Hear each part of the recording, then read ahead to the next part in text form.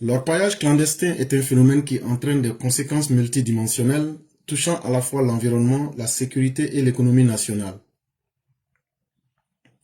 Lors d'une rencontre de sensibilisation avec les populations de Tomodi, le mercredi 26 novembre 2025, le directeur régional des mines et de la géologie du Bélier, Innocent Daba, a alerté sur les lourdes pertes économiques liées à l'orpaillage illégal. Et donc, le monsieur qui vous parle ici, il s'appelle monsieur Innocent Daba. Il se présente comme étant le directeur régional des mines et de la géologie dans la région du Bélier. Il a parlé le mercredi 26 novembre 2025, quand il a rencontré la population de Tomodi. Il n'est pas allé du dos de la cuillère. Il a clairement expliqué aux populations: si l'orpaillage clandestin, là, vous vous amusez avec ça, pour penser que c'est quelque chose, ça n'aura pas de conséquences sur vous. Il dit de vous dire que les orpailleurs clandestins que vous voyez là, chaque année là, ils arrivent à enlever 142 tonnes d'or par an sur les terres de la Côte d'Ivoire. Quand on calcule ça en argent là, si on prend la valeur d'un gramme d'or sur le marché international qui est de 70 000 francs CFA là, si tu multiplies 142 tonnes fois 70 000 là, ça te donne 744 milliards de francs CFA. Vous les Ivoiriens là, les gens viennent sur vos terres. Ils viennent s'enrichir. Les Burkinabés, les Maliens là, ils viennent chaque année. Ils enlèvent 744 milliards dans vos terres devant vous.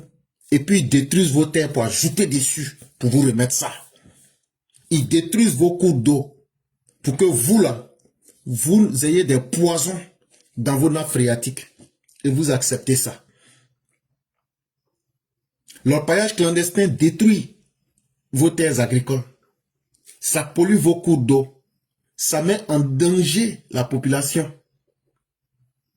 Et ça, c'est ce qu'on peut dire que tout le monde peut voir. On a déjà tellement parlé de cette situation. Peut-être la seule chose qui est nouvelle ici, que vous devrez savoir, la quantité d'argent que vous perdez chaque année là. Si on vous dit ça, donc vous-même là, vous n'êtes pas ambitieux pour chercher à devenir riche. Et c'est cet argent-là qu'ils vont prendre pour alimenter des djihadistes pour venir vous attaquer. Et ça, c'est une fuite des richesses. Ça, c'est un grand frein au développement. Et donc, si vous voyez que les orpailleurs clandestins se sont déversés sur la Côte d'Ivoire comme des criquets pèlerins, c'est parce qu'ils savent qu'il y a quelque chose dedans. Ça leur rapporte gros. Et donc là, vous dans les villages, quand ils s'en vont vous corrompre avec 3 000 francs, 2 000 francs, 5 000 francs, 10 000 francs là, ils vous voient en réalité comme des moutons. Ils vous voient comme des gens. Ça veut dire c'est trou qui est au milieu de vos têtes. Donc ne vous réveillez pas. Ne devenez pas intelligent. Ne devenez pas digne. Continuons à jouer les moutons. Les autres vont venir s'enrichir sur nous. Nous, on va assumer les conséquences. Et demain, là, ça ne va pas se passer derrière nous.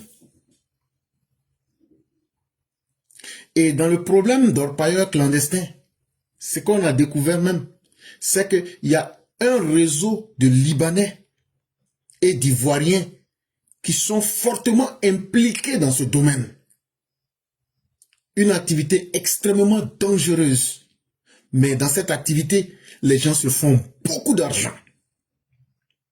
L'État fait ce qu'il peut. Mais l'État ne va pas se suicider pour nous. Si les conséquences de l'orpaillage clandestin n'ont pas causé suffisamment de mal dans vos vies, et que aujourd'hui on vient vous dire ce que vous perdez en argent, et que vous assumez en conséquence directe là, si ça encore vous n'avez pas compris, alors là on ne pourra rien faire pour les Ivoiriens.